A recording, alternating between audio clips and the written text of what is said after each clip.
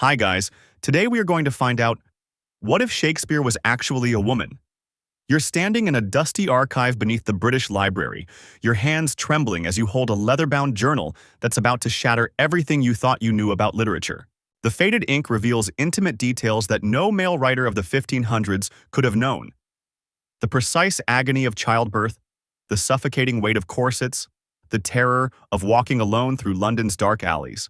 You realize you're holding proof that history's greatest playwright was actually a brilliant woman who fooled the entire world for over 4 centuries.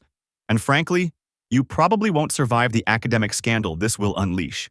So, before you get comfortable, take a moment to like the video and subscribe. But only if you genuinely enjoy what I do here. Drop a comment with your location and local time. I'm curious where in the world you are as we uncover this earth-shattering secret together. Now sit back and let's dive into today's alternate journey together. You're about to discover how one woman's desperate need for artistic freedom created the most elaborate literary deception in human history. You're transported to 1564 Stratford-upon-Avon, where you witness a brilliant girl child taking her first breath in a world that will spend the next 50 years trying to crush her spirit. Around you, Tudor England's iron laws press down like a suffocating blanket. Women cannot own property, cannot attend university, cannot write for the public stage, cannot even speak in church. You watch helplessly as our future playwright grows up seeing her brothers receive Latin tutoring, while she's relegated to needlework and prayers, her mind burning with stories that society declares she has no right to tell. The guild system locks her out of every professional writing opportunity, while the church thunders that female creativity is Satan's tool, designed to corrupt God's natural order.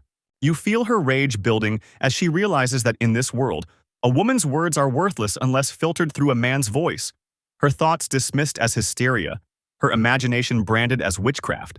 The punishment for women who dare step beyond their prescribed roles is brutal.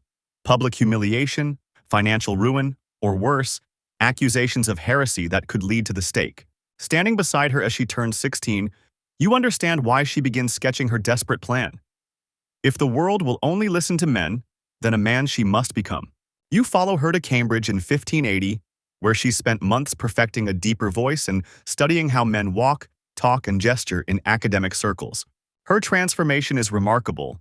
You watch her bind her chest, crop her hair, and practice writing with the confident flourishes that male scholars use to sign their important documents. She's chosen the name William Shakespeare, combining the warrior-poet implications of Will with the theatrical flair of Shakespeare, a surname that hints at both literature and performance. You're amazed by her meticulous attention to detail as she studies male clothing, learning to stride rather than glide, to take up space rather than shrink into corners. The university halls buzz with intellectual energy as you see her drinking in philosophy, rhetoric, and classical literature like a woman dying of thirst in a desert. Her professors never suspect that their most promising student is actually the girl who should be home spinning wool and bearing children for some country merchant. You witness her first theatrical breakthrough when she submits a short comedy under her male persona, watching the audience laugh at jokes only a woman could have written. The irony cuts deep. She's finally found her voice by completely silencing her true identity, her greatest triumph built on her most devastating sacrifice. You discover that behind William Shakespeare's passionate love sonnets lies a web of secret relationships that would scandalize even modern society. Her first affair is with Christopher Marlowe, a fellow playwright who becomes suspicious of William's unusually intimate understanding of female desire and heartbreak. You watch her navigate the dangerous territory of loving as a woman while presenting as a man, stealing moments of authenticity between performances of masculinity. The relationship with Marlowe ends abruptly when he grows too curious about her past, forcing her to cut ties before her secret is exposed. Her next lover is a married nobleman's wife who believes she's having an affair with the dashing young playwright William Shakespeare, never suspecting the delicious irony. You witness their clandestine meetings in abandoned theaters, where she can finally remove her masculine facade and embrace her true identity in passionate embraces. These affairs become the raw material for her greatest sonnets. The longing, the deception, the impossible love triangles that only someone living such contradictions could capture so perfectly. The famous Dark Lady sequence emerges from her relationship with a mysterious woman who somehow sees through her disguise but chooses to play along with the charade.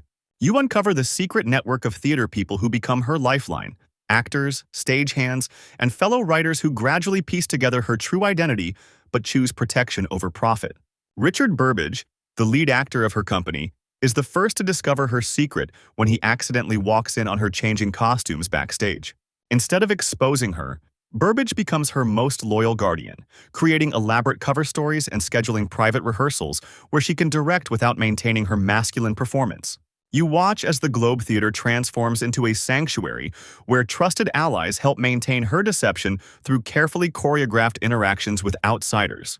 The costume mistress, Anne Fletcher, becomes another crucial accomplice, secretly tailoring William's clothes to disguise her feminine form while publicly treating her like any other male playwright. Even some of the younger male actors begin to suspect something unusual about their mysterious playwright. But their careers depend on the theater's success, ensuring their silence.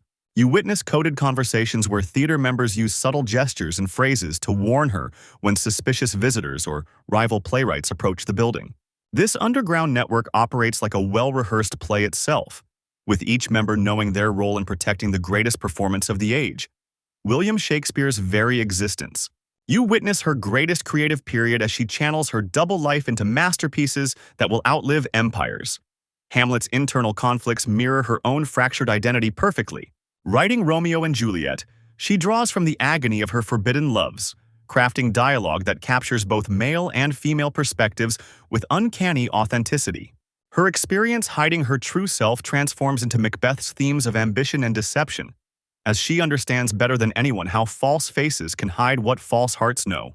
You watch her work through the night in her private chambers, switching between her public William persona and her authentic self as inspiration demands. The famous soliloquies pour from her pen with frightening intensity. To be or not to be becomes her daily internal struggle between existence and exposure. Her female characters possess a psychological depth that baffles male critics, who cannot fathom how William Shakespeare understands women so completely. You realize that Portia's courtroom disguise in The Merchant of Venice is pure autobiography.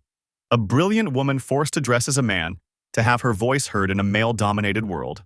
Each play becomes a coded confession, filled with hidden references to her real life that only she fully understands, turning literature into her secret diary. You feel the terror, as Robert Greene, a jealous rival playwright, begins investigating inconsistencies in William Shakespeare's background and educational claims.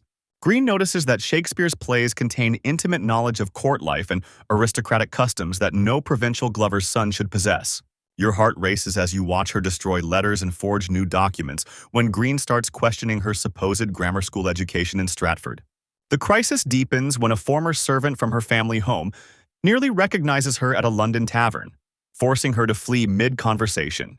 You witness her sleepless nights as paranoia consumes her. Every knock on the door could be authorities. Every suspicious glance could signal exposure.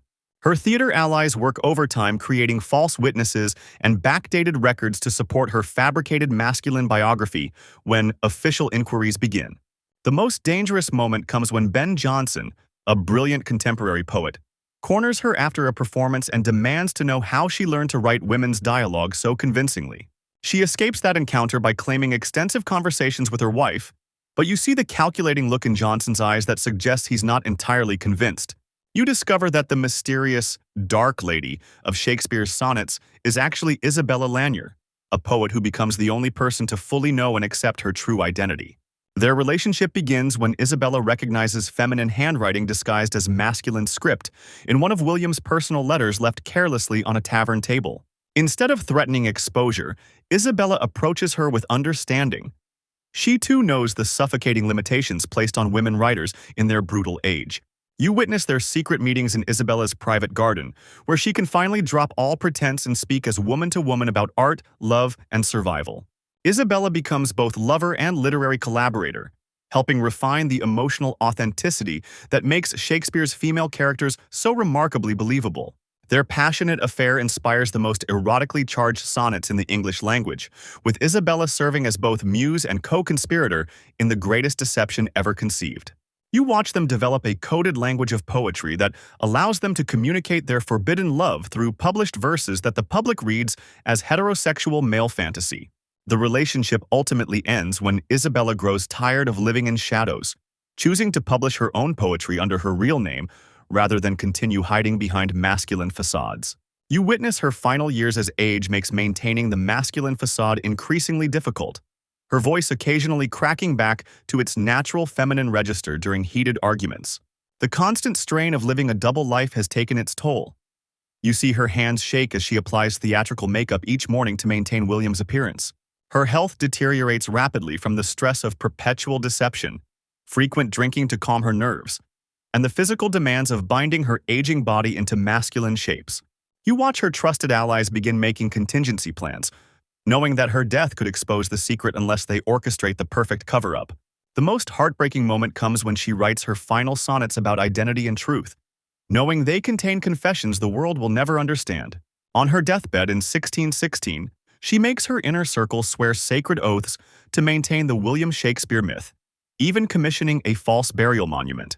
You realize the tragic irony. History's greatest playwright dies, knowing her true identity will be buried with her, sacrificing personal legacy for artistic immortality. Her death is recorded as William Shakespeare's, complete with fabricated final words and a hastily arranged funeral that none of her real family can attend. You follow the centuries-long cover-up as her theater allies successfully bury all evidence, creating fake records and spreading deliberate misinformation about William Shakespeare's provincial background. The first generation of protectors takes their secrets to the grave, while subsequent scholars unknowingly build entire careers on studying the carefully constructed fiction. You watch Victorian academics debate Shakespeare's missing years and educational gaps, never realizing they're trying to solve a puzzle with deliberately removed pieces. Modern forensic analysis of handwriting samples reveals troubling inconsistencies that literary experts have spent decades trying to explain through increasingly convoluted theories. The Cambridge University records show no trace of William Shakespeare's attendance, yet his plays demonstrate intimate familiarity with classical education that only comes from years of formal study. You see how gender bias has blinded generations of scholars. They cannot fathom that their literary god might be a goddess, so they invent elaborate conspiracy theories involving aristocratic male ghostwriters instead. The most damning evidence lies hidden in plain sight within the plays themselves, female characters who speak with authentic voices that no Tudor-era man could possibly have captured so perfectly. You realize that the greatest literary mystery in history has always had the simplest solution, but academic pride and centuries of masculine assumptions have kept the truth buried in scholarly blind spots. You step back from this extraordinary journey through literary history, your mind reeling from the implications of what you've discovered about the world's most celebrated playwright. The woman behind William Shakespeare represents something far greater than literary deception.